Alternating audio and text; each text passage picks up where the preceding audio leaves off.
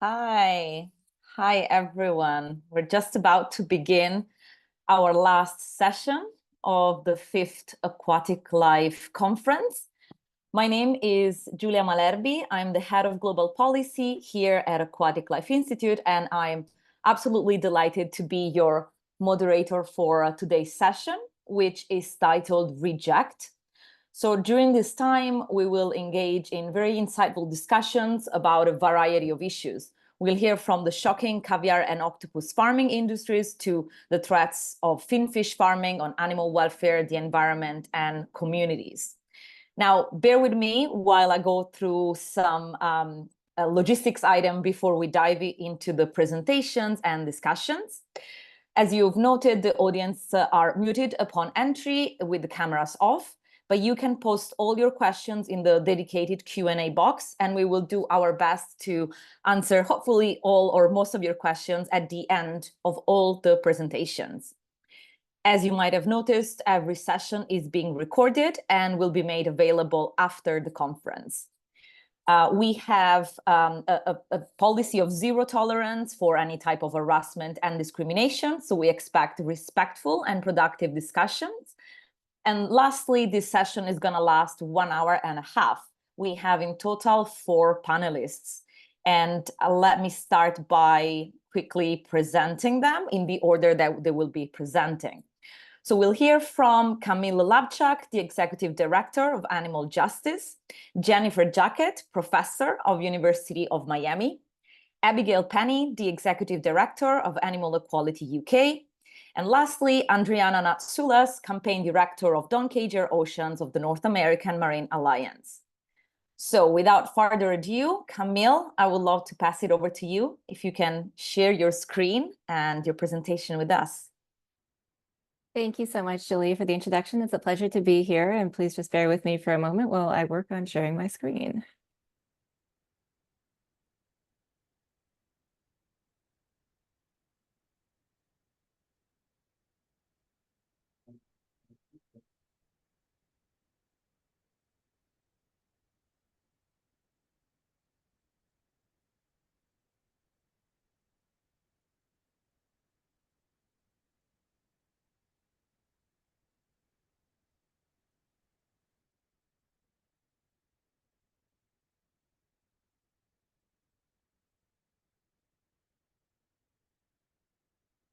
Okay, hopefully that's visible to everybody. One quick second here. Let me just get my presenter view up.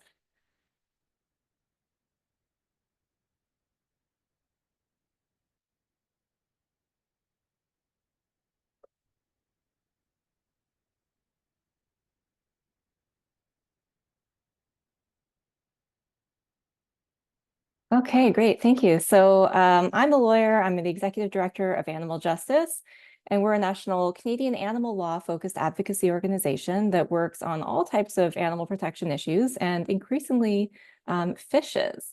So today I'm going to be speaking with you about an investigation that Animal Justice did in a Canadian caviar farm, which is believed to be the first one, certainly in Canada and to our knowledge around the world.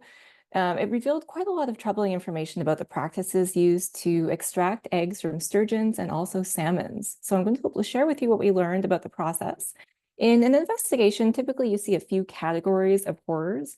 There's one that's standard practice. So that's, if everything in this industry functioned well the way it was supposed to, here are the things that are still awful for animals. The second category is things that go wrong. So assuming that there's malfunctions of equipment or employee misconduct or things like that that cause additional suffering but aren't necessarily supposed to happen. And the third category, I would say, is gratuitous cruelty, where people are being unnecessarily cruel to animals for no even industrial reason. So I'm going to focus on the standard practices with this expose, but also mention a few things that went wrong. So Northern Divine Aqua Farms is in British Columbia. They sell caviar from sturgeons and also roe from salmons. They are located, and you can see they fetch quite the hefty price tag. This aqua farm is located in the Sunshine Coast of British Columbia in Canada. There's a little map. You can see it's just north of Seattle off Vancouver Island. And it's a reasonably sized facility with many outdoor tanks as well as some indoor tanks inside large tarped barns. The tanks mostly contain sturgeons, but there are also some salmons. There's also an incubation building that contains some smaller sturgeon tanks and an egg room. So sturgeons, of course, are highly intelligent and complex fishes who've lived on this planet for over 200 million years, and they can grow to be 18 feet long and weigh more than 1,200 pounds.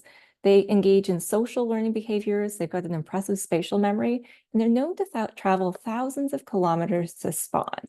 And then the wild salmons, as we know, also live complex lives and have impressive migratory behaviors.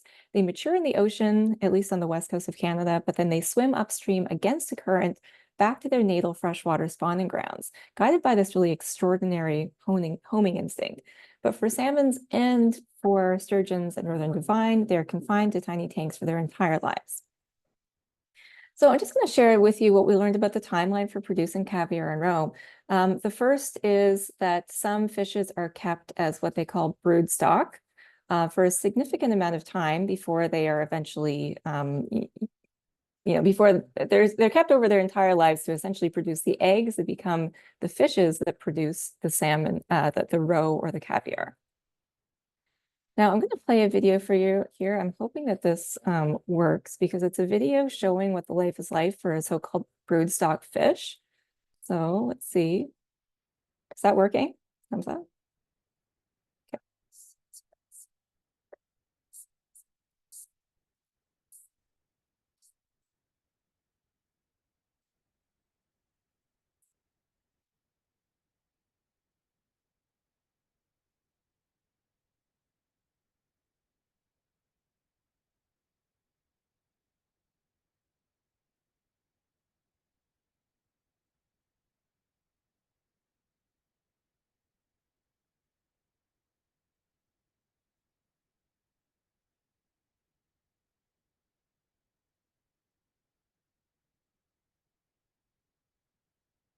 Oh, yeah, so a really sad situation to think of what life is like for that fish named Gracie, who has been living in that tank since at least 1999.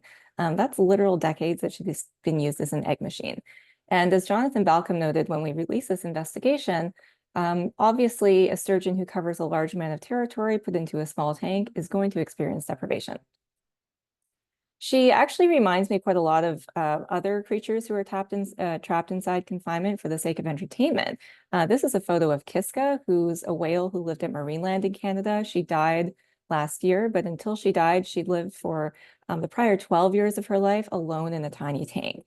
And of course, she is someone whose suffering was highly visible to the public because she was on display. Gracie's tank was even smaller proportionate to her body size. And before the investigation, no one knew or cared about Gracie. So I think it really shows the importance of telling the stories of these individual animals who are kept in this industry. So back to the timeline, fishes are sexed after they hatch, some become broodstock, and some go to become raised to produce eggs themselves. Sorry, my slides are skipping ahead here. Okay. Sturgeons are grown for 10 to 12 years before they are killed and their eggs are removed, and salmons are grown for about 2 years. Just going to show you a little bit of what life is like for the fishes while they're being grown. So this is a photo of a very crowded tank. The water quality in these tanks did not appear to be high. The water often looked very dirty. Sometimes it smelled bad. Even the owner of the farm commented on the dirty water in the cells, saying that a hypothetical visitor would have a heart attack if they went into the cells, and referred to the overall condition of the farm as looking, quote unquote, ghetto. There were also regular problems with tanks where water could be depleted, oxygen levels were too high or too low, and that, of course, would affect the welfare of the fishes. After the sturgeons, while the sturgeons and the salmons are growing, one thing that the industry does that was really troubling that we had no idea about was egg checks to see how those eggs inside them are actually growing and to decide when they're appropriately sized so the fishes could be killed. And I'm going to show you a second video just focused on what the egg check process is like. But you'll see here that workers wrestle sturgeons onto stretchers, stab them in the abdomen, insert a tube, and then manually suck out eggs to check with their mouths.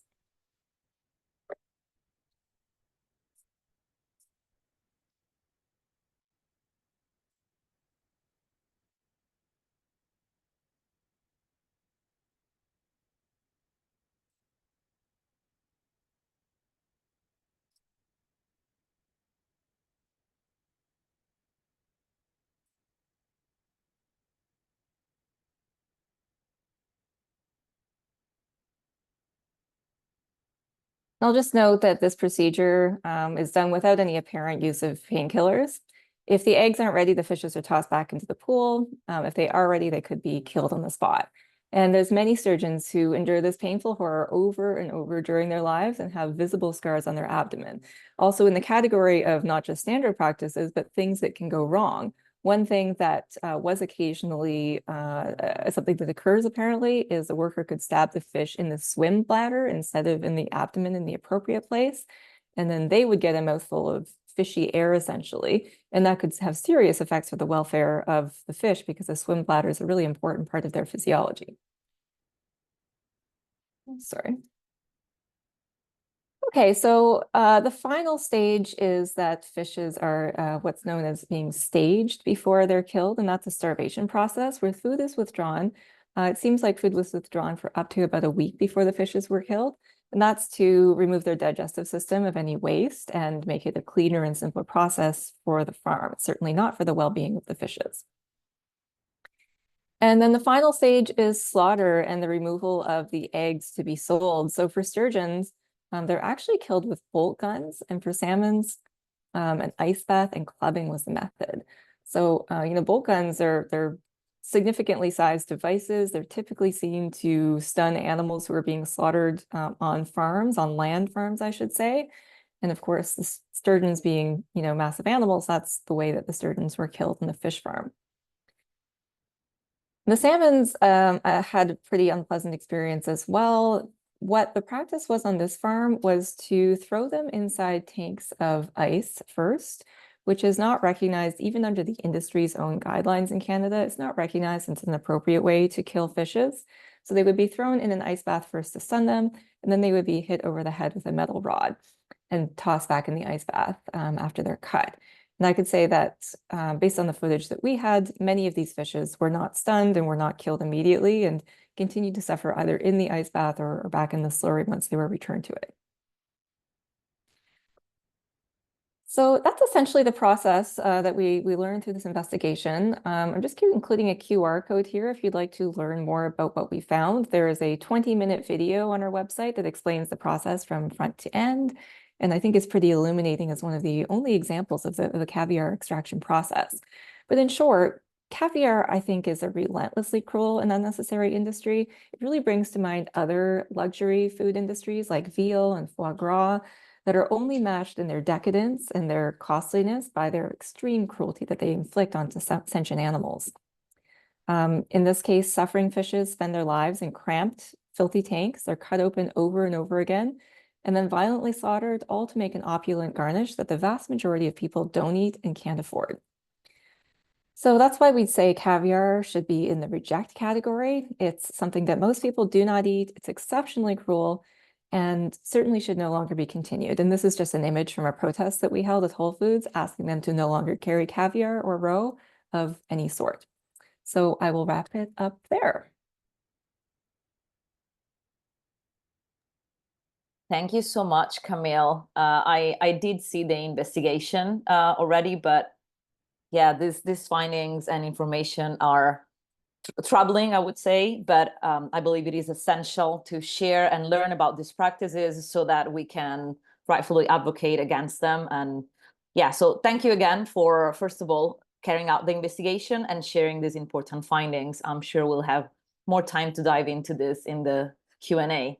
And talking about unsustainable practices, I would like now to pass the word over to Jennifer, who's gonna walk us through octopus farming and the concerns associated with it. So Jennifer, over to you. Thank you very much. Let me just see if I can also share in an elegant way here. Caviar is a high-end luxury good most people cannot afford, and one could draw similar parallels to octopus farming, which is what I'm here to talk about. Slightly more optimistic in the sense that there's a lot of action.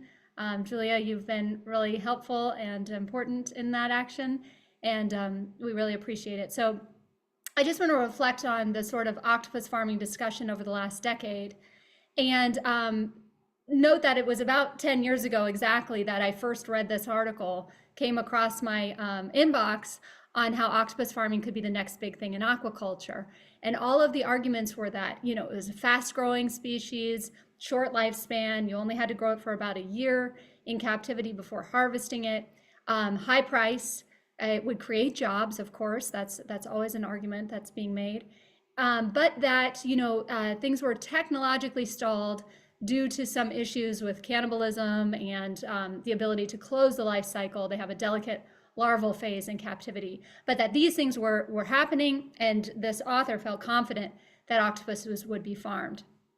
And I remember thinking that it was sort of insane, and I would say this is sort of true of the aquaculture conversation more broadly, that there isn't a public discussion of the use of public funds to subsidize the next animals that will be put into captivity, or the kinds of animals that are suitable to captivity. And I began sort of working on this, or at least in the back of my mind working on it. Meanwhile, there was a lot happening in the sort of octopus space. There were YouTube videos of octopuses behaving in interesting ways in captivity. Cy Montgomery wrote this book on the soul of an octopus about her experience with an octopus in captivity. There were headlines about octopuses escaping from aquaria. Of course, now there are even books about it, like Remarkably Bright Creatures. And I was going online to try to find something else, which was what would their lives look like under a system of mass production, or even experimental production, which is what this farm was that I found in Australia. And I could see that this was nothing like the intertidal zone that I know well, and the kind of life that an octopus might live in the wild. And I felt very sort of certain of this, and yet still hadn't produced anything of sort of value until after speaking to Peter Godfrey-Smith, showing him these videos, and he spends a lot of time with octopuses in the wild. He's interested in the origins of consciousness, and actually goes freediving and scuba diving with octopuses in Australia. And then, of course, Becca Franks, who you saw briefly in the video about Gracie, Walter Sanchez Suarez, also now with Mercy for Animals. We got together and decided, let's really, you know, write an article about making the case against octopus farming. And we laid out 3 reasons for why it was immoral and untenable. The first is, of course, the ecological impacts of farming carnivores, which is that it puts more pressure on the oceans themselves. We have to catch crabs or herring or other kind of foods to feed to octopuses. And this leads, of course, to pollution as well on the other end of things. Many of us in this conference, I know, are concerned about the animal welfare impacts. The fact that octopuses are capable of conscious experience, of sophisticated play, of inquiry, and that it seemed that farming, and this was what convinced Peter Godfrey-Smith in seeing the tanks, that this was just going to be completely incompatible with the welfare needed to meet those kind of personal demands that octopuses have, and sturgeons, of course, too, clearly. And then the food security impacts, you know, that this again was much like caviar. It was eaten, but really it was just consumed as a luxury good. It wasn't required for food security. Certainly farmed octopus is not. Also, that the main importing countries for octopuses, even from the wild, are none of them are on the global hunger index. And even the investors themselves noted, you know, the reason they were so interested in getting octopus farming off the ground was that it garnered such a high price. So this was just a press release from the industry, and you can see that the main drivers of the market's growth for octopuses generally are increasing exotic meat demand, rising disposable income, and preferences shifting toward aquatic animals generally in the face of the health and environmental impacts of other forms of animals. This again is not about feeding hungry people in the world. We were fortunate that The Guardian then covered our article months later, and I would say elevated the conversation significantly in that moment by bringing a broader audience into the conversation. And then later that year, Compassionate World Farming launched their octopus campaign that has been running ever since. They've been really essential to working on the issue, especially in the European context. And then I would say there was an incredible stroke of luck or misfortune, depending on your view of COVID, especially. But this film comes out, My Octopus Teacher, and it's in the midst of a global pandemic where most people are stuck at home. And so it seemed like the vast majority of America, at least, had watched this movie, My Octopus Teacher, about what I would say was a pretty revolutionary moment, which is meeting the octopuses on their terms, in their habitats, not in captivity, not in an aquarium, not in a YouTube video of what farming might look like, not in an experimental farm in Hawaii, but in the wild. And Craig Foster goes into the intertidal day after day to interact with this octopus. And that brings a whole new perspective and lens, I think, to this issue and makes people see what a wild octopus really capable of. And we, of course, use this moment to promote a ban and the case against octopus farming, which the My Octopus Teacher did not make, but I think is implicitly in its message. There's Becca Franks and I wearing "Do Not Farm Octopuses" shirts. And then in November of 2021, a great report from the London School of Economics, Jonathan Birch was involved and others, review the evidence for sentience. They find that octopuses are sentient, and indeed giving them a sort of decent life in captivity would be nearly, if not totally, impossible. Of course, at that same time, Nueva Pesca Nova launches plans to build the first and largest octopus farm in the world. Up until this point, again, and to this moment, there is no farmed octopus in the global market. There are just plans to make it so. And Compassion World Farming and others, Aquatic Life Institute, have been very active in trying to stall this particular project, as well as the project of octopus farming or mass production of octopuses generally. Right now, this farm remains, I think, in kind of in limbo due to the environmental impact assessment. And note that this operation is heavily subsidized by government funds. Again, taxpayer money going to something that I think taxpayers had very little say in. There was an experimental farm. It really was a ranching operation where they pulled juveniles from the wild and then grew them to adulthood in captivity in Hawaii. A reporter named Suzanne Rust covered this in the LA Times. Compassion World Farming had also written to the governor asking for a cease and desist in this farm. After this coverage, that farm shuts down, and it was mainly a kind of tourist operation, frankly, from everything I could see. Canada introduced a petition, from what I can tell, and I hope our Canadians on the panel can give us a better update than this. This has been sort of stalled, although it was discussed and sponsored by Elizabeth May at the federal level and discussed, as I can tell, in the House of Lords or House of Commons, sorry. It has not, I think, snowballed into anything bigger. What has happened in the United States is a ban that has signed into law now in the state of Washington. It was introduced in February of 2023, signed into law in February 2024 by the governor. Two very enterprising volunteers, Amanda Fox and Josh Diamond, really worked to get this House bill passed, along with, of course, some dedicated Congress people in the state of Washington. And again, more just keeps happening around the idea and the public conversation that octopuses are not suitable for mass production. And now we have the California ban just passed a couple weeks ago, 36-0. If this is not bipartisan, I don't know what is.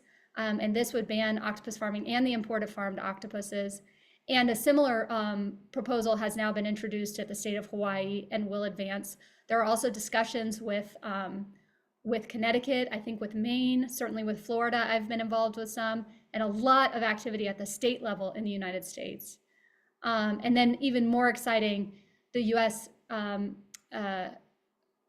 senators, Whitehouse and Murkowski from Alaska, Whitehouse is from Rhode Island.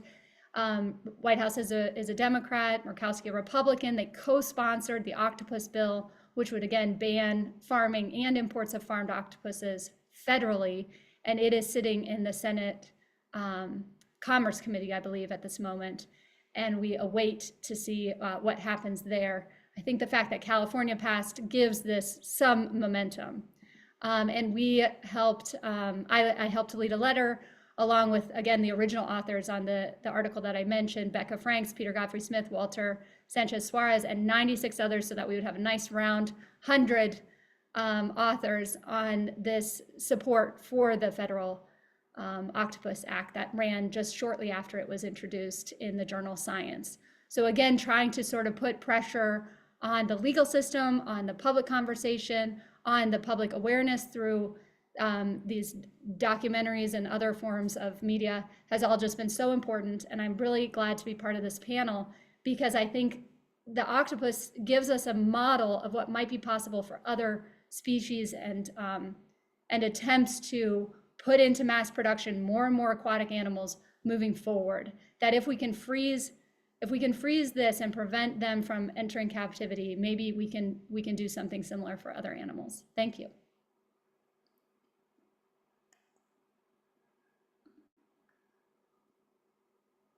Thank you so much, Jennifer, as always, for a great presentation. There's a couple of things that you touched on that I'm really glad you did. First, the last thing you finished on, so the fact that establishment and ban on this industry can really help us set a big precedent in preventing other harmful practices being established. And also, I always appreciate how you highlight the differences between the wild ones towards what it would mean for the farmed ones. So thanks again for the presentation. I'm eager to dive into the Q&A later. We have our third panelist, Abigail. I'm really looking forward to hearing your presentation. So the floor is yours. Great, thank you so much. I'll just share my screen. Can you see that okay? Perfect. Well, firstly, I guess thank you, Giulia, and to the whole ALI team for organising this conference. I always enjoy it. I loved it last year, full of interesting discussions, and really it's a privilege to learn from and speak alongside experts like Jennifer and Camille. So I'm looking forward to the rest as well and to the panel discussion.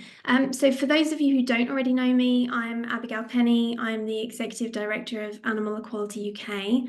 As an effective altruist organisation, we work entirely in defence of farmed animals, given the scale, the severity and the intensity of their suffering. So of course, it goes without saying that aquatic animal advocacy is sadly a key area of activism for us. And today I'll be discussing our campaign to stop the expansion of the salmon industry. So to be able to tackle this problem properly, we must first understand it. So let's crunch some numbers. Export sales of Scottish salmon flesh totals around £580 million per year, with the salmon bodies primarily being shipped to France, the US, China and Japan. France is the biggest export market, taking around 32,000 tonnes every year. Across a decade, the industry saw £10 million in profit from government handouts, despite the fact that they made millions of pounds in profit of their own and caused 300,000 tonnes of pollution. So obviously a questionable use of taxpayer funds. And the industry is due to double over the next decade and has plans by 2034 to slaughter 104 million salmon annually for human consumption in the UK. So here are 4 reasons as to why we must reject this intended expansion. We must reject the serious lack of oversight over this industry. Over recent years, we've discovered record levels of fish dying on Scottish salmon farms, with a 25% mortality from hatch to catch. 17.4 million recorded salmon died on Scottish farms last year due to lice and disease outbreaks, warming waters, rough weather, predation, and abrasive industry treatments. This doesn't include the fish who are culled, die during transport, those who die before the reporting thresholds are met, nor does it count the millions more cleaner fish who are then used and exploited to eat the lice off of the salmon. With no species-specific laws in place for farmed fish and law firm advocates for animals discovering that, to the best of our knowledge, there has never been a prosecution for farmed fish in the UK, these deaths continue to occur under the industry's watch with no meaningful penalties being issued. We need to also reject the disturbing lack of transparency, which actually seems to be very much intentional. So we all know that the term farmed is synonymous with negative connotations, and it seems that the industry will go to great lengths to protect its carefully curated image. Last year, Salmon Scotland, an umbrella body representing the Scottish farmed salmon industry, filed for a non-minor amendment to the industry's protected geographical indication to remove the word farmed from the label. And this is a label that it relies very heavily on for the international market. So it's similar to champagne or baklava, and the industry has currently got a label for Scottish farmed salmon.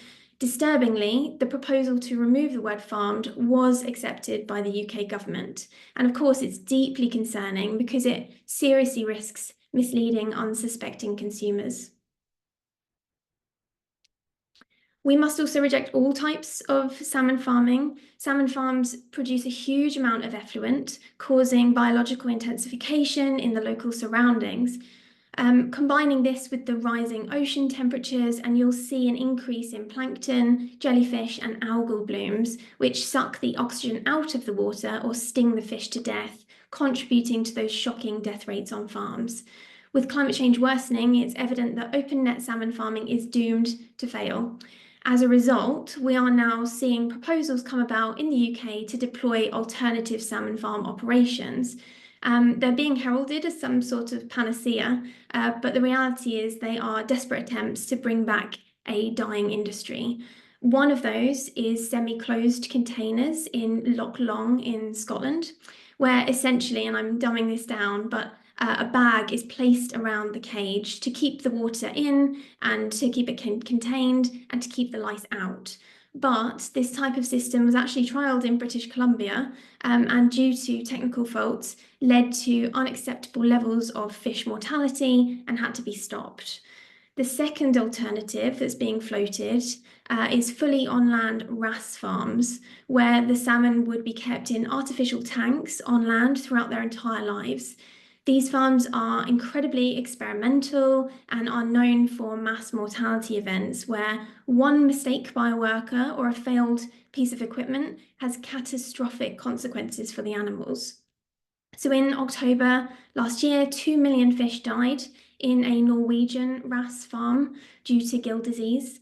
In November, Sustainable Blue reported an incident whereby over 100,000 fish were killed, representing 7 months' worth of production and sales. And another major on-land producer called Atlantic Sapphire has lost approximately £350 million since 2017, with its market capitalisation plunging from 1.1 billion in 2020 to just 7.6 million 4 years later. These farms are also very water and energy intensive, and they produce enormous amounts of effluent that would totally decimate the local waterways if the filtration system ever broke. And concerningly, and we'll come to this a little later, but a council in England actually gave the green light to the UK's first on-land farm of this kind late last year, which, if constructed, would set a very dangerous global precedent. And ultimately, we need to reject salmon farming for moral reasons, if nothing else. As Jennifer was touching upon, Atlantic salmon are migratory animals. They would travel many miles in the wild, so to confine them in underwater cages causes misery to millions every year, but they are also carnivorous, meaning that this industry contributes heavily to overfishing. One salmon is projected to eat around 140 other fish during their lifetime. And when you also consider the mortalities that are occurring on these farms, that's an enormous loss of life. And of course, with so many plant-based alternatives available, this is completely needless suffering. So what does this rejection look like from a campaigning perspective? Well, for us, investigations and strategic litigation form the bedrock of animal equalities advocacy in this area. We've released footage showing fish suffocating in cages, suspended in the air, fish with wounds, deformities, and covered in lice, fish entering stun-kill machinery backwards, and fish being thrown to the ground or having their gills cut while conscious. And actually, as it happens, just this morning, we released further footage in the Times showing over a dozen salmon suffocating on multiple fish farms operated by 3 of the UK's largest producers. Fish were beaten, they were kicked, and they were left to asphyxiate for several minutes, showing that this extreme suffering is extensive and is also systematic. So this year, Animal Equality has secured extensive media publicity for our work, with over 5 million people learning about our campaigns and the plight of farmed fish, including televised programming on the BBC. And as a result, people are starting to ditch fish from their diet. And even the RSPCA's president, Chris Packham, actually labelled the industry as catastrophic and called for a boycott of salmon products.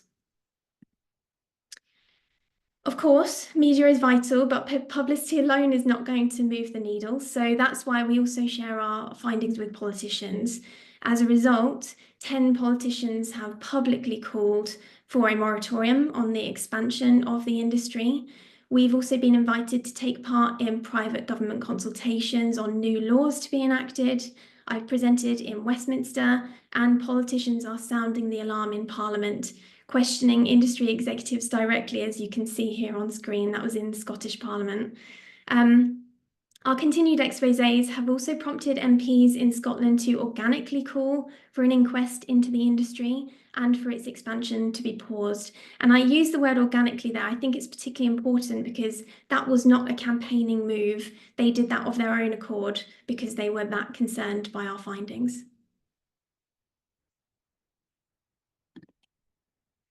We're also leveraging the law to secure the change we want to see. So we have 2 ongoing court cases. One is a tribunal with NGO Wildfish taking place in November to try to reverse the government's decision to change the PGI labelling and put the word farmed back on the packaging.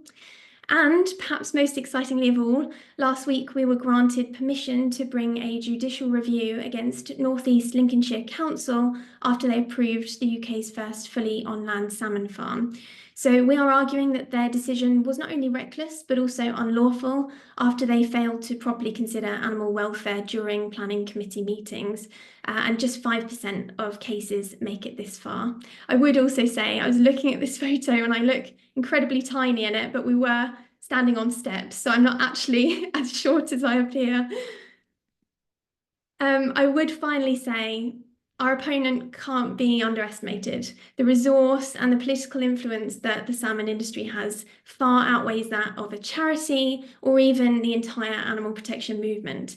But we have truth and justice on our side, and as a result, we are already seeing rapid change. Thanks to our work, people are swapping fish flesh for plant-based products. Investors are recognising the heavy financial risks and moving their money elsewhere. And we're already blocking the construction of new fish factories. All we really need to do now, I say simply, is to remain vigilant, resilient, and persistent. And I am very confident that we will eventually see an end to what is a very shameful industry.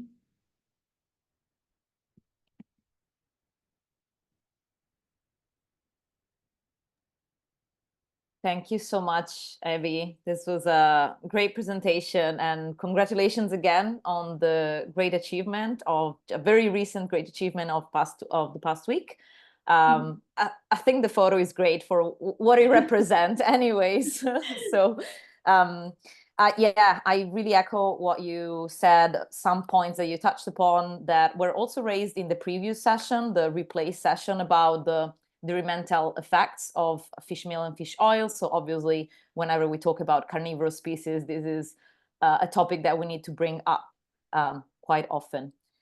Thank you so much for the presentation, for the incredible work and investigations and litigation work, I should say, that you guys are carrying out. Okay, before we move on to our last presenter for today's session, let me just remind you that if you want to ask questions to one of our panelists or all of them, just put them in the Q&A box and we'll address them as soon as Andrianna's presentation is over. So Andrianna, the floor is yours. Thank you. Thank you so much. Such incredible information that we've been receiving. I am so happy to be here speaking with you, and I'm going to figure out how to share my screen as well. Let's see if I can go to the beginning instead of the end. So I am Andrianna Natsoulas, a campaign director with Don't Cage Our Oceans, and we are a coalition of organizations and businesses across the country. We focus on federal legislation, outreach, networking, communications, and we are a project of the North American Marine Alliance. So we're here today to talk about what are we rejecting? We're rejecting industrial aquaculture, and why? What are some of the concerns that we have? There are environmental concerns associated with decreased water quality and habitat destruction. And essentially, industrial aquaculture is the mass cultivation of finfish in marine waters. So we've heard a lot about land-based concentrated animal feeding operations. These are essentially floating concentrated animal feeding operations, or CAFOs. There's also, when you have so many fish, carnivorous finfish, animals being raised in one space, small space, antibiotics are used to fight disease. Pesticides and allergicides are applied to the cages and surrounding waters. There's also the concern around fish feed, which we've heard a bit in the other presentations about as well. Wild fish combined with genetically modified corn and soy going into fish pellets. There's also the concern of escapement of these farm fish mixing with the wild populations and spreading disease, and also often they're non-native species being raised in areas where there are in competition potentially with wild populations, such as what we've seen with Atlantic salmon being raised on the Pacific coast of the United States and potential intermingle with Pacific salmon. There are also concerns of marine mammals and other wildlife endangerment. Last year, there was a report put out about the impact that these farms have had on bottlenose dolphins and how they've actually changed their behavior and become violent to spinner dolphins. There have also been stories, again, not stories, but documentation in Hawaii of the Hawaiian monk seal drowning in the equipment surrounding these floating CAFOs. So let's take a little bit of a closer look at what I'm talking about. So industrially produced feed. So we're looking at 7 to 14 pounds of wild fish feed mixed with genetically modified corn and soy and other fillers applied to these animals. Introduction of non-native species, as I already mentioned, for example, Atlantic salmon being farmed in these cages on the Pacific coast. And then you also have the antibiotics and the hormones and the aesthetics and the pigments. So people see that nice salmon color are all being added into the feed and applied to these animals being raised in these CAFOs, and other chemical treatments, as I mentioned, to clean the cages and prevent them from completely preventing any movement of the water. So then there is that movement of the water. The drug and chemical residues come out, and dilution is not a solution. It actually does impact the surrounding environment negatively. There's the escapement of non-native species, as I've already mentioned. There was a disaster in Washington State with Cook Aquaculture, where there were hundreds of thousands of Atlantic salmon that escaped. And as a result of that disaster, Hillary Franz, who is the Commissioner of Public Lands, banned aquaculture of salmon in coastal waters of Washington State. Then you also have the concern of non-native diseases and parasites escaping into the wild fish populations and putting even more pressure on wild fish populations. Uneaten food and natural amounts of fish waste are contaminating the natural environment, and you can see the impact that that has on the seabed. So here you can see this is below a sea bass farm in Greece. And sea bass you may see in the United States labeled as branzino on the menus and in the grocery stores. And that is the result of the branzino farms in Greece. And let's see, this is a floating CAFO in China. And you can see the mass of it as compared to the size of the people. This is salmon farms in off the coast of Chile. We also already had heard about the salmon die-offs, and so this is again a salmon farm in Chile. The largest salmon farm company in Chile is Cermaq, which is actually currently certified by the Aquaculture Stewardship Council. But when we're talking about fish feed and the pressure that that has on wild fish populations, and then you take into account the massive mortality levels, it's quite alarming. This is another aerial of a CAFO, a floating CAFO, and then this is a Scottish salmon farm salmon that has been eaten by sea lice and is still living and swimming. So what does this look like in the United States? Let's start at the state level. So some states have banned fish farms in their coastal waters. Washington State and Alaska have both banned fish farms in their coastal waters. And then we've also heard the action that they've taken around octopus farming. California has banned salmonoid species as well as non-native species in their waters, in their coastal waters, but they have not gone beyond that yet. Hawaii, unfortunately, loves these, and there are 2 finfish farms in Hawaiian state waters. The blue dots are federal waters. From 0 to 3 miles out are state jurisdiction, state waters, and then from 3 to 200 miles out is federal jurisdiction, federal waters. And there are currently 5 different sites across the United States in various levels of the permitting process. One off of New Hampshire, another one, number 2 there, Manna Farms off of Long Island, and then we have 2 in the Gulf of Mexico off of Saratoga, and then Pensacola, again, that number 4 is the same farm as number 2, Manna Farms, and then we have another one that is looking to grow yellowtail off of Southern California. So let's talk about why else are we rejecting this? So what are we rejecting in terms of industrial aquaculture in the United States? We're talking about specific legislation and administrative actions, which I'll get into a little bit more detail in a moment. There's blue washing, primarily by big environmental organizations. So this is the great new blue economy, and that aquaculture is a solution to food insecurity and diminishing wild fish populations. So that is something we're rejecting and we're blocking and we're fighting. Federal and state sites, which I gave a very quick overview previously of. And then there's this corporate control of our food and oceans. Who's pushing it? Who's the power behind this? And that idea that profits are more important than environmental protection, worker rights, or animal welfare. And then there's also the concern that this industrial produced food will compete with community-based seafood producers and providers. So going a little bit deeper into the federal legislation, there is this bill called Advancing the Quality and Understanding of American Aquaculture Act. This bill in its current form has more or less been reintroduced into the U.S. Congress for over 20 years, and it has not yet passed. Currently, there is a Senate version and a House version that has been championed by senators and representatives in Mississippi and Hawaii. The problem with the Aqua Acts are many, but I'll just give you a few. They're silent on current laws, which include the Environmental Protection Act and the Endangered Species Act.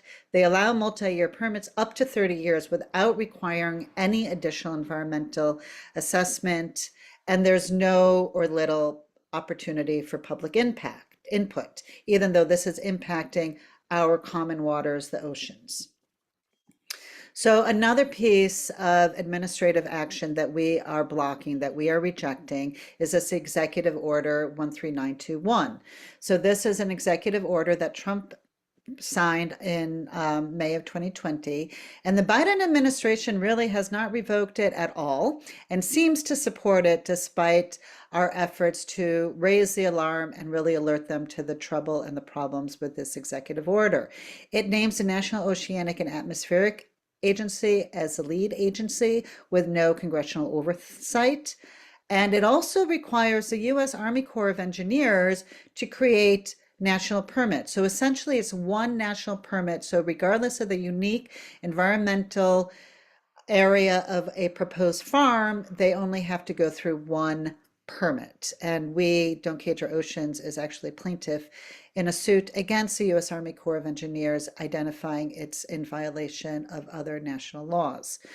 It requires NOAA to develop these aquaculture opportunity areas, which we call AOAs, which are ideal places to develop these industrial aquaculture facilities. So these aquaculture opportunity areas, so far NOAA has established 2 different atlases. They were mandated to do so in that executive order, and now they're actually expected to come out with another 2 atlases, but we haven't heard any noise or information about them yet. So in the Gulf of Mexico, 2 of those sites are actually in close, are within the dead zone.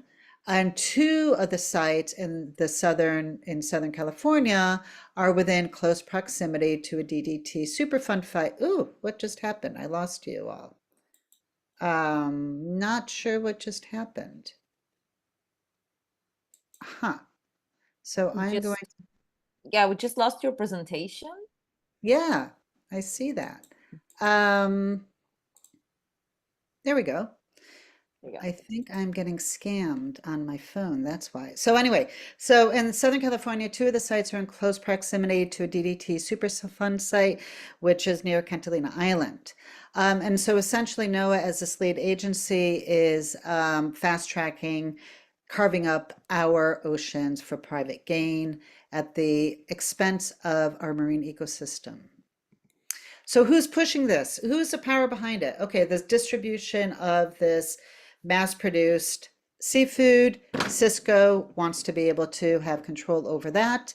Cargill, I mentioned fish feed and talked about the corn and soy. Cargill's one of the largest producers of corn and soy. Merck Animal Health would have a corner of the antibiotics market, and they are all members of Stronger America Through Seafood, which is an industry bloc that has a lot of political power and has been trying to crawl its way into joining the blue washing of this and leading the blue washing through the environmental fronts. Unfortunately, NOAA Fisheries is also a proponent, as well as other retailers.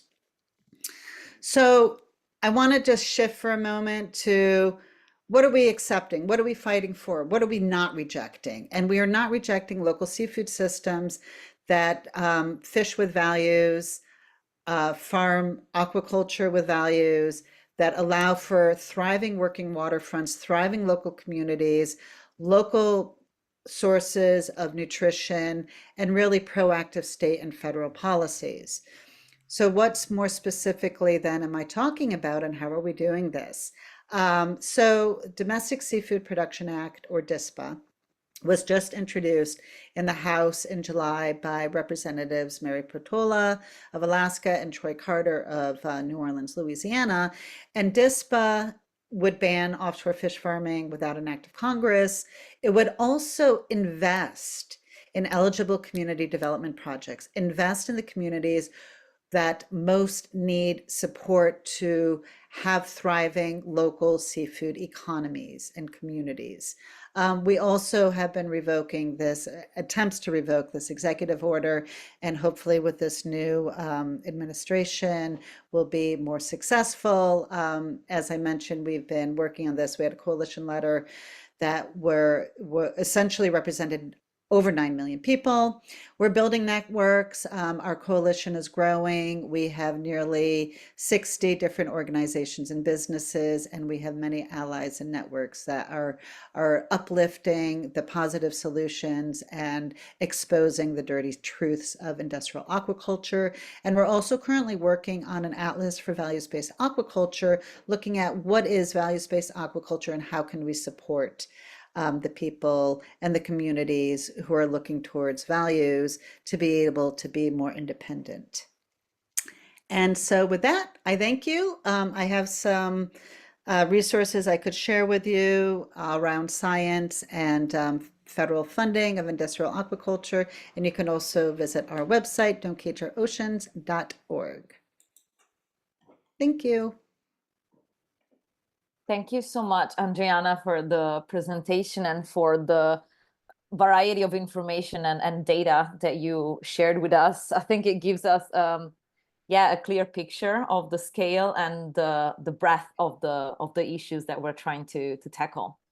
So I think we're now diving into one of my favorite parts of panels, which are the Q&As.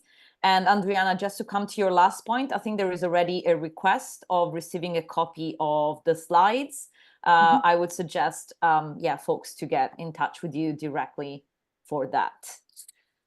Okay, so let's dive right into the Q&A. Camille, I have the first question for you. It's regarding the caviar. Are there methods to collect caviar without killing the animals in a more humane way? Are you thinking of pressing and advocating for this? Thanks so much for the question. Yes, there are methods that do exist to collect caviar that are not lethal, but I'm not sure that they could ever possibly be called more humane. So the two main ways are to harvest caviar from fishes who are still alive. First, by doing a full-on C-section where the fish's abdomen is essentially cut open, the eggs are scooped out, and the fish is stitched back up. The problem with this is that it leaves fishes highly vulnerable to infection, also potentially infertility, and they're more likely to die as a consequence. There was some discussion about this at Northern Divine Aqua Farms, which we investigated, and apparently the reason that they don't engage in those methods is because it's not economically viable because fishes are more likely to die. So that's really troubling. The second way is to, instead of doing a full-on C-section, make an incision to massage eggs out after inducing labor by injecting hormones into the fishes. This also, from what I understand, requires providing various drugs to those fishes that can make the eggs less palatable because of some issues with their texture. So producers definitely prefer the texture and flavor of caviar that's produced using lethal methods. So I'm not sure this is a solution in any way, shape, or form, because I think it would actually worsen the welfare of the individual fishes who are put through multiple cycles of egg collection and incision, which you can only imagine is very likely done without anesthesia because they don't appear to use pain relief on fishes at this farm and potentially not elsewhere. Sturgeons can also live up to 100 years old. I don't know what their reproductive life cycle is, but I imagine it would be much of that lifespan. So it could be literal decades that sturgeons are being, housed in these tanks.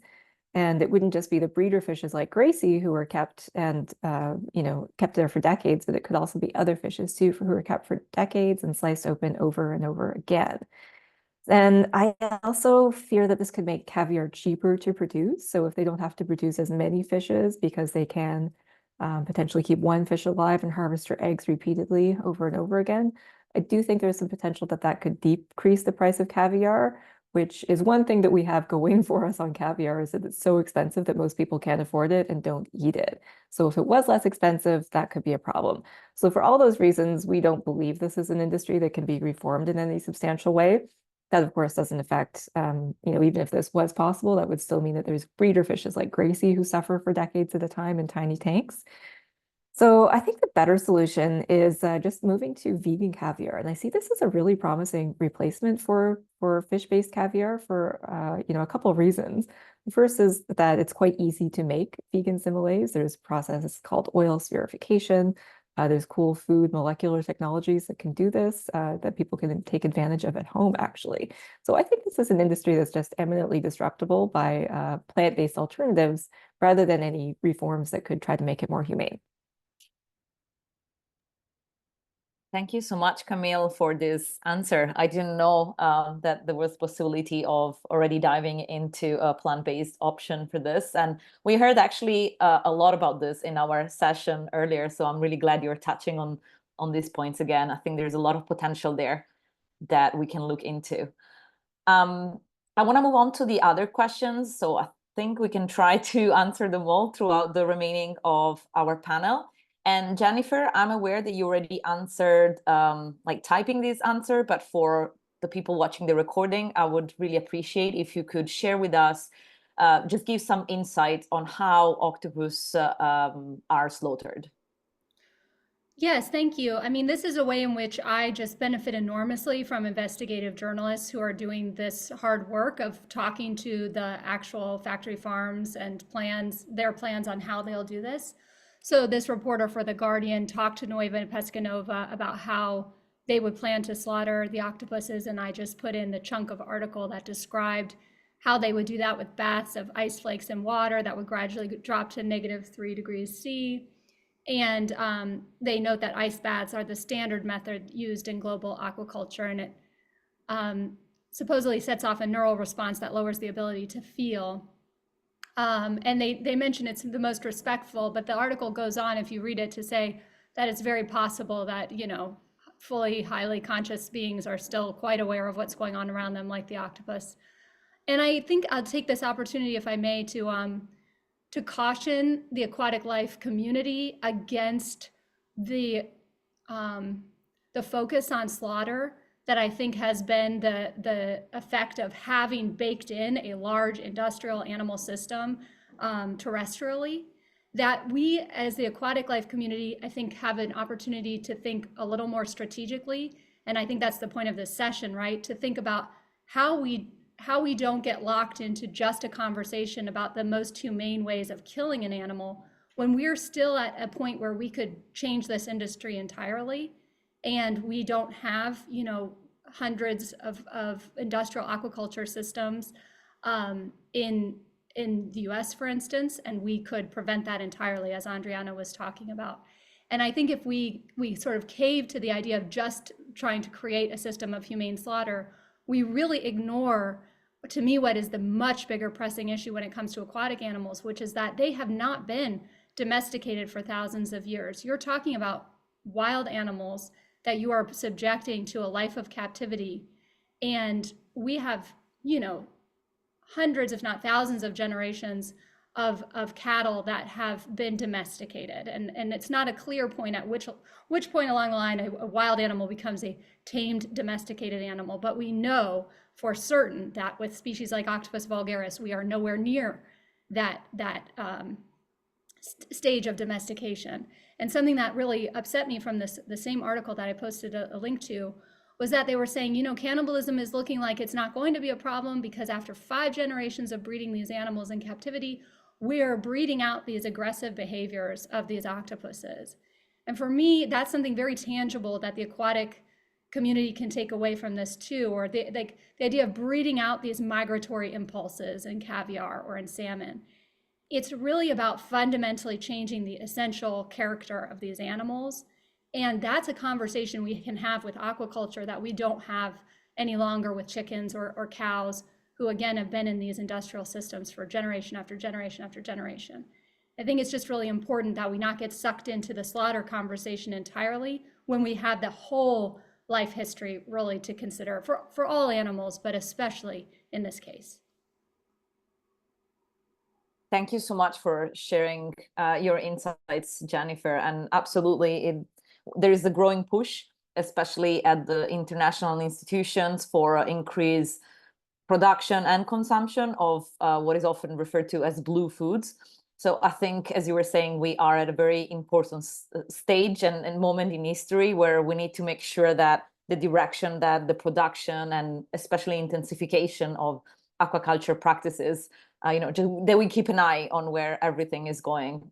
So absolutely, thank you for raising this important point. And I'm sure we can go more into that with more questions. Abby, I would like to ask you a question. If you can share what are some of the main issues when it comes to the use of cleaner fish, in particular for salmon farms? Very interesting. Yeah, so I think actually a lot of members of the public are not even aware of cleaner fish. So essentially these are the millions of hidden animals who are either bred or actually taken from the wild, so lumpfish or wrasse, then put into the salmon farms to eat the lice, which are rife within these unnatural conditions.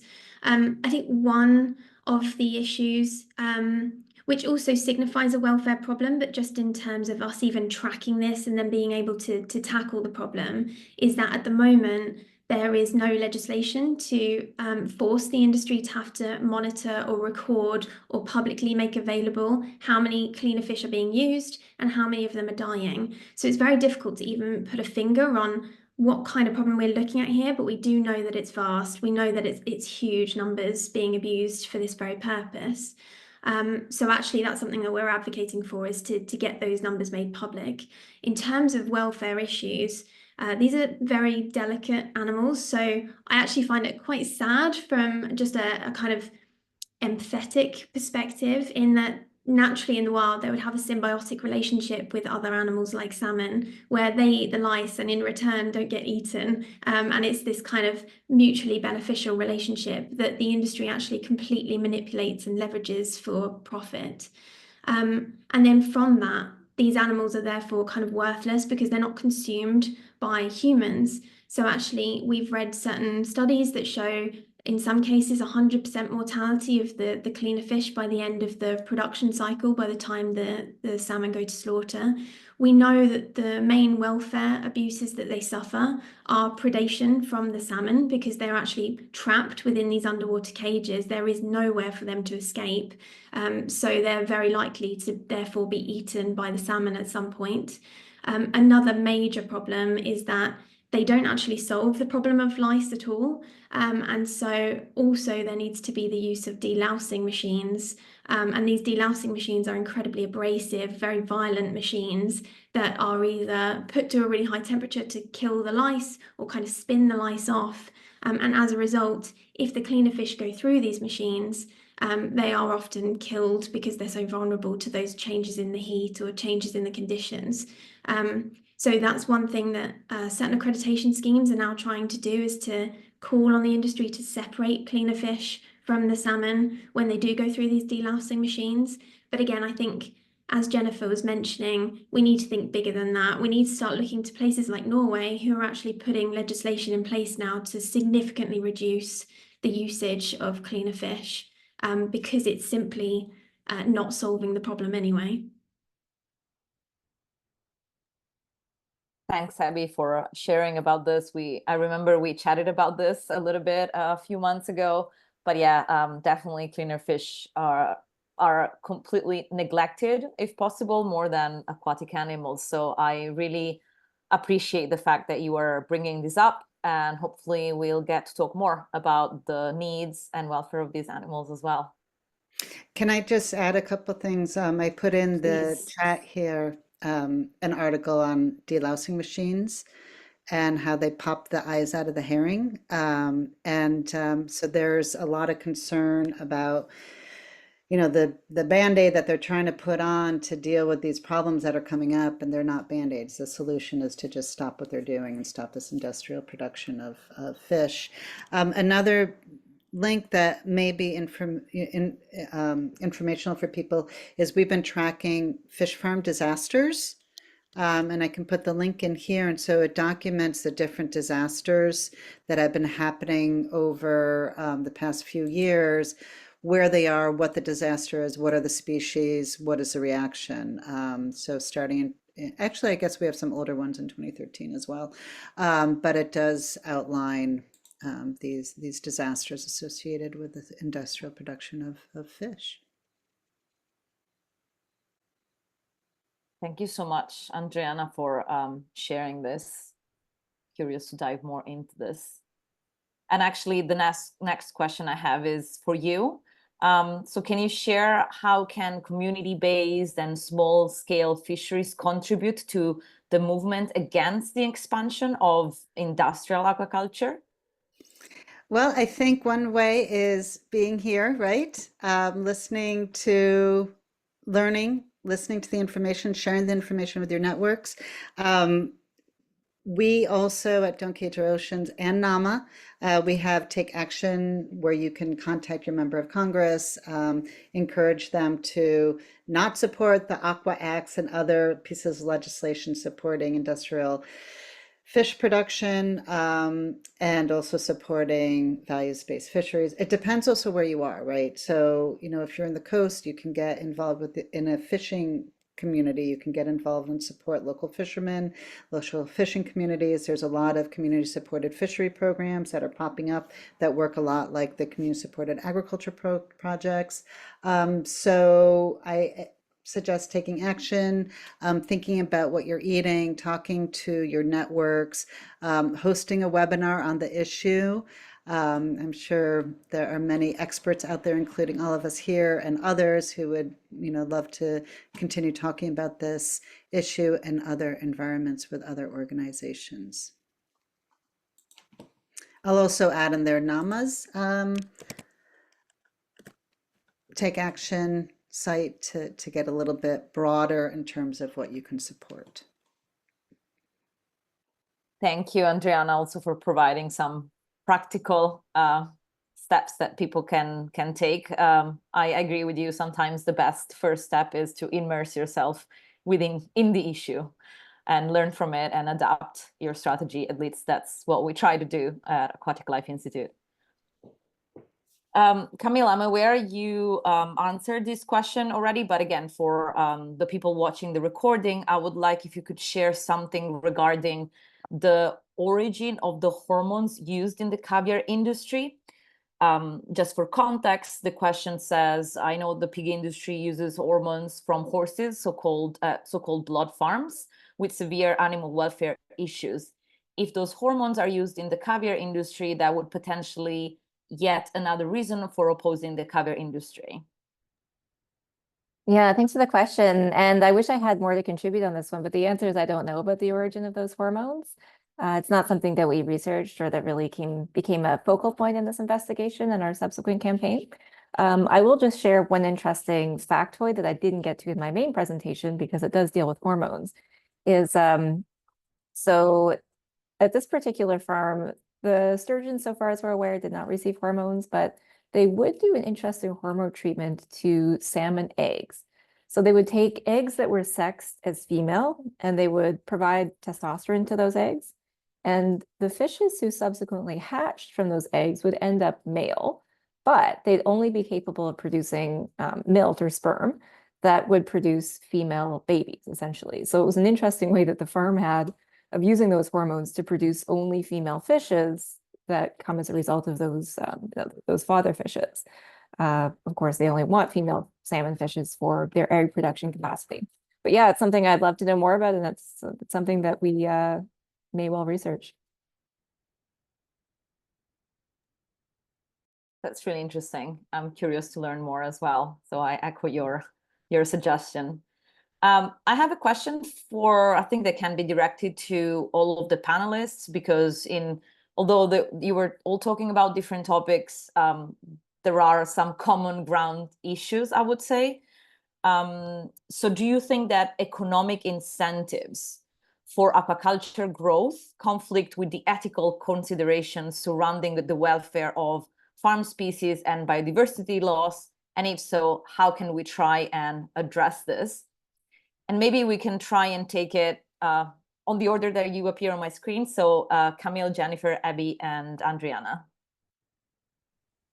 Thanks for the question. Absolutely. I think that subsidizing any of the industries that the four of us have been speaking about today, or any of the industries that have been mentioned during this conference, are enormously problematic for all the reasons that we've all shared. I'll add just one additional thing about sturgeons that I didn't get to in my main presentation, which is that they're among the most endangered species on the planet. They're a species group that's highly, highly vulnerable and at risk. And one of those reasons is caviar production, is because people are capturing them from the wild. And when you have a subsidized caviar industry that legitimizes this as an industry, that creates an additional temptation for people to go out and fish and kill wild sturgeons as well. There may not specifically be a conservation issue with the farm that we documented, because we're talking about animals in captivity as compared to the wild. But there is some evidence that shows that keeping animals in captivity interferes with people's ability to respect them in their natural habitats as well. So I think all those factors combine together here, and that subsidization is just an absolutely terrible idea, and the subsidy should be shifted to move in the other direction toward plant-based innovations to replace many of these products. I could not agree more, in the sense that if you look at the octopus farming literature and how this entire enterprise got off the ground, it was heavily subsidized by both the Spanish government and the EU government. And without those investments, they would have never closed the life cycle for Octopus vulgaris. And they continue to subsidize this industry. And again, with I'd say very little public consultation. Broadly speaking, aquaculture, to the extent it has social license at all, has been sold to us, especially in the scientific literature, as a promise to alleviate pressure on the wild animals, as Camille was saying with regard to caviar. And now we have almost 40 years at least of data to see how this bears out. And this is simply not true. Just there is all of the empirical evidence suggests that aquaculture has put more pressure on the oceans through a variety of ways for the fish meal demands that Andrianna was talking about, and also because it actually in some areas lowered the prices. Like you were mentioning with caviar, we could actually lower the prices. And then what's happened with farmed salmon is that fishermen actually caught more wild salmon because the price went down for salmon. And so that put more pressure on the Pacific species.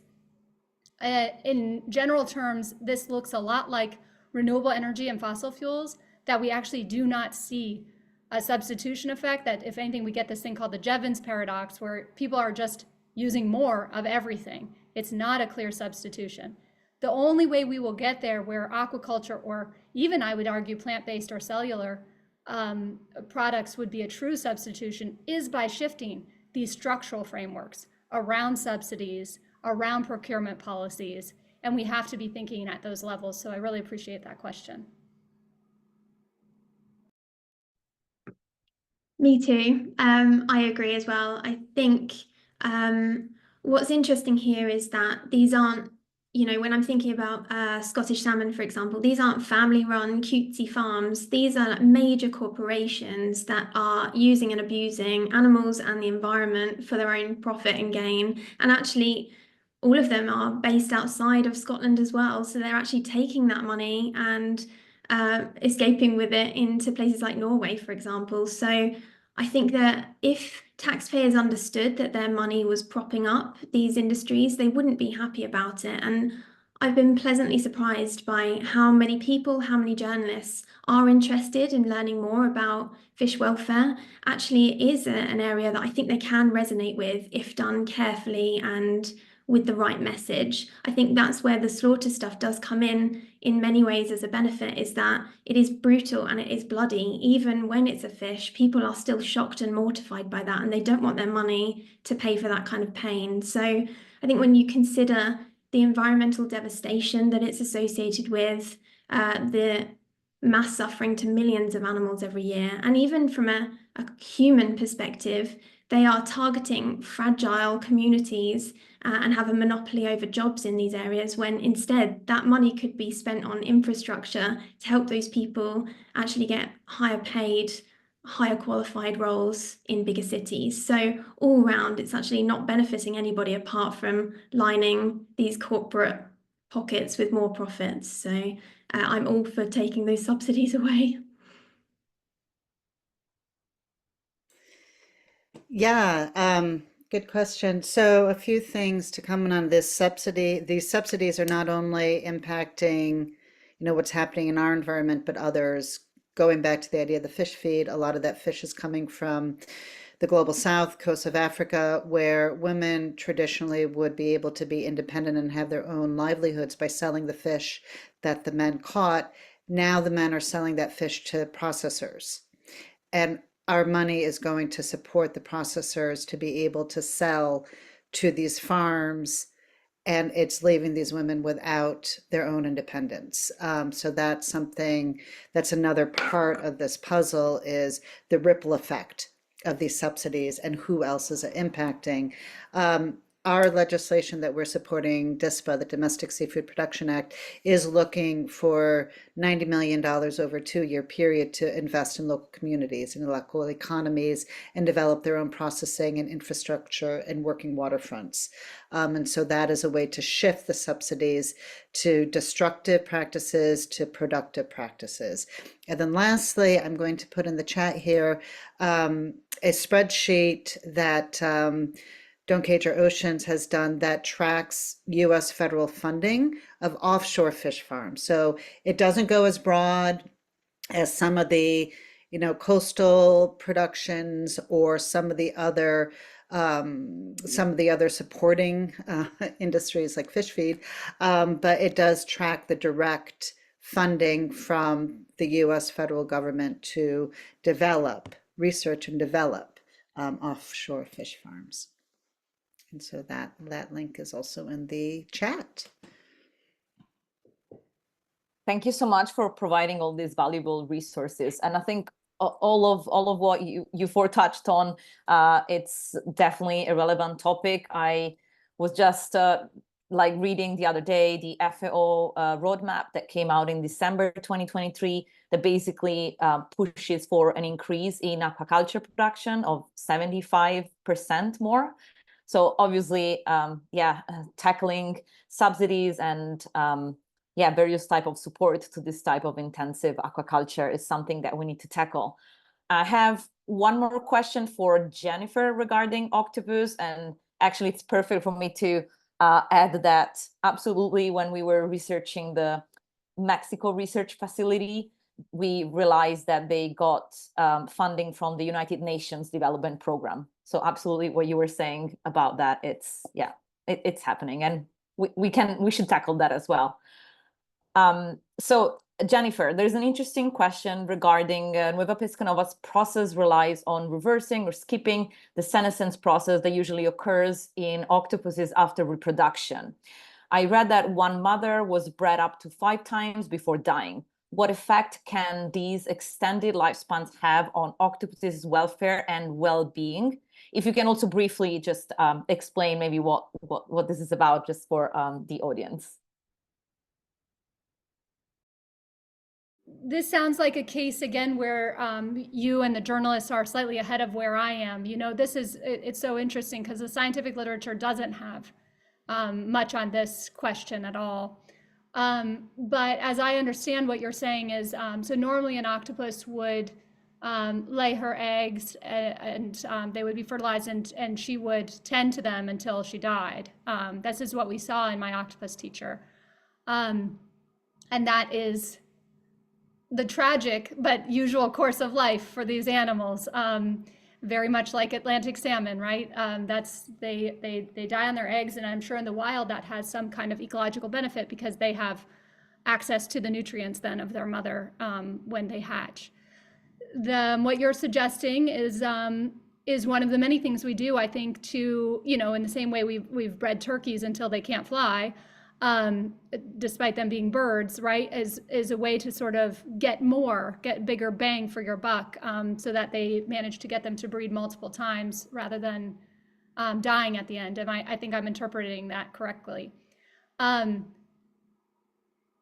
mean, in terms of their welfare,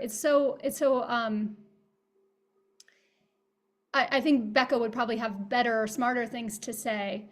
But we have, these frameworks like the 5 freedoms, or that I think have been modeled after trying to address an industrial system for terrestrial animals that have been domesticated for thousands of years. And I think when it comes to aquatic species that are newly put into mass production, we have to sort of rethink these frameworks entirely. And we're using a mental model on, a kind of process, and these are very early days, but of de-wilding, of how these systems de-wild the ecosystem, of how they de-wild the individuals within them. And, this kind of, we have strong evidence of how the wild members of their species behave. And so we can compare that, right, to what's happening in captivity, compare the constraints on space, we don't have to be happy with expanding their footprint by a meter squared, as we have been for battery farmed hens. We can say this entire system is unacceptable because the system is not off the ground yet. We don't have to contend with this major infrastructure. So we can look at that and say, what are we doing to this animal that it's so outside of what it would do in nature, what we've seen from films and whatnot. I mean, there's like a Darwinian argument, right? That's sort of more breeding is better as long as the genes live on. I think we're sort of past that in terms of what it means for the mother. I think the idea that an octopus is probably almost bright enough to be like, I don't want to breed at all if these are the conditions my offspring will live in.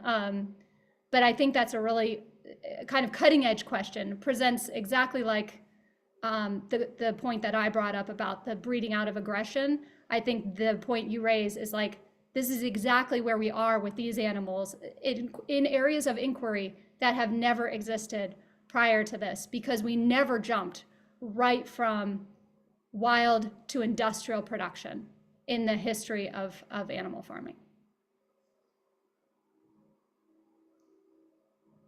Thank you so much. I really wish we had another hour to keep engaging in this important discussions. We are almost at time. So I just want to take this just few minutes to, well, thank our panelists for this incredible last session and the discussions we engaged in the last very interesting Q&A.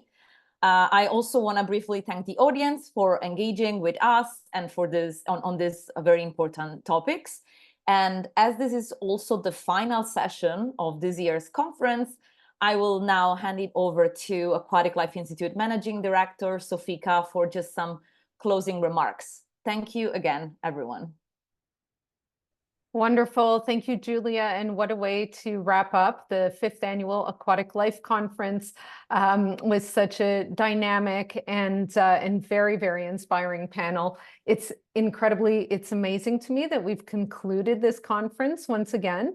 I'm being informed that we had over 850 registrants by the end of registration, which went through to this morning.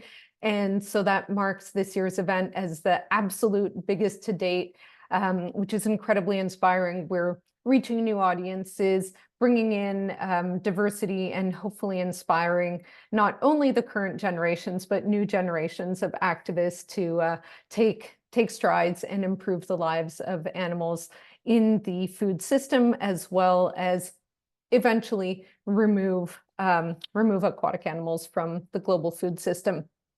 Over the past 2 days, we heard from experts in the field of technology, academia, industry, advocacy, and we had the pleasure of learning some very, very insightful pieces from our keynote speaker, Dr. Daniel Pauly.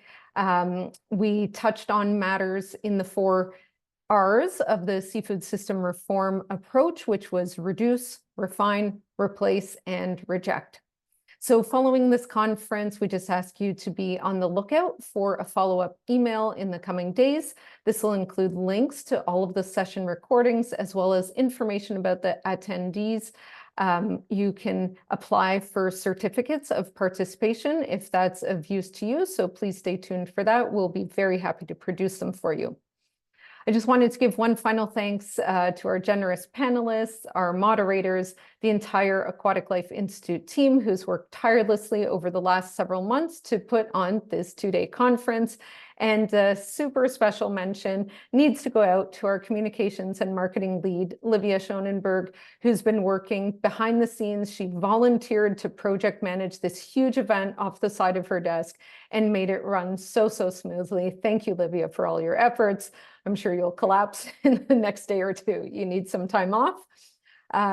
With that being said, I'm wishing all of you a really productive rest of your week and ask that you please stay in touch with us and continue to working towards reducing the suffering of aquatic animals in the global food system. Thank you so much. Have a wonderful rest of your days.